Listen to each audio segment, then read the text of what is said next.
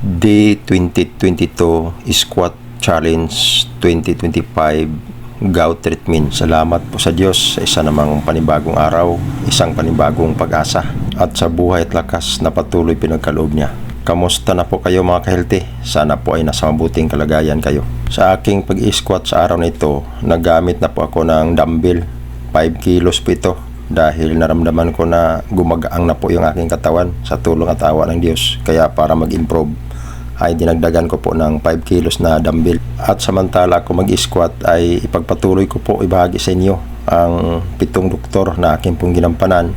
Kaya ako nakarecover sa aking karamdaman at sa araw nito ay ika-7 doktor na po ang ibahagi ko sa inyo. Sa nakaraan po ng mga squat ko, binahagi ko na po sa inyo ang unang doktor, walang iba po yung si Dr. Water. Kailangan tayo uminom ng tamang tubig. At ang ikalawang doktor ay si Dr. Sunshine. Kailangan tayo magpabilad ng araw. Ikatatlong doktor ay si Dr. Exercise. Kailangan tayo na papawisan.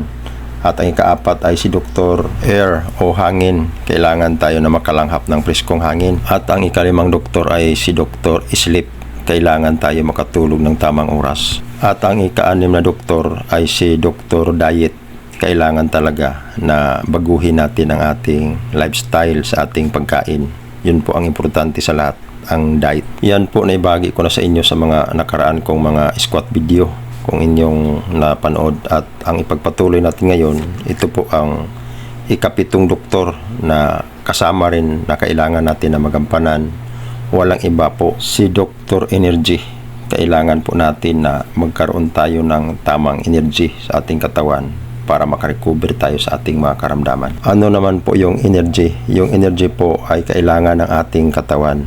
Kaya nagkakasakit tayo dahil humina na po yung ating energy. At makukuha natin yung energy doon po sa ating mga kapaligiran. Ibig sabihin, malaking faktor ang pamili natin ito.